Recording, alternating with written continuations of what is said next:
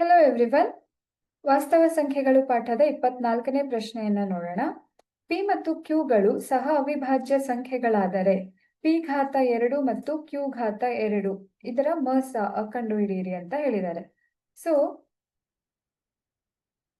ಸಹ ಅವಿಭಾಜ್ಯ ಸಂಖ್ಯೆಗಳ ಮಸ ಏನಾಗಿರುತ್ತೆ? ಯಾವುದೇ ಎರಡು ಸಹ ಅವಿಭಾಜ್ಯ ಸಂಖ್ಯೆಗಳ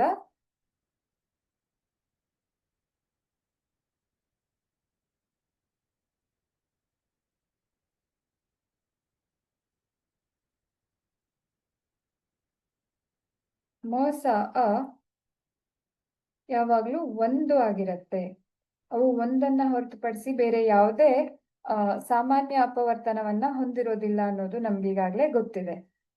ಈಗ ಸಹ ಅವಿಭಾಜ್ಯ ಸಂಖ್ಯೆಗಳ ಮಸ ಅನೇ ಒಂದಿದೆ ಅಂದ್ರೆ ಅದರ ವರ್ಗ ಕೂಡ, ಅಂದ್ರೆ ಈಗ ಪಿ ಮತ್ತೆ ಕ್ಯೂ ಎರಡು ಸಹ ಅವಿಭಾಜ್ಯ ಸಂಖ್ಯೆಗಳು ಅಂತ ಅಂದ್ರೆ ಇದರ ಮಸ 1 ಆಗಿರತ್ತೆ ಅಲ್ವಾ?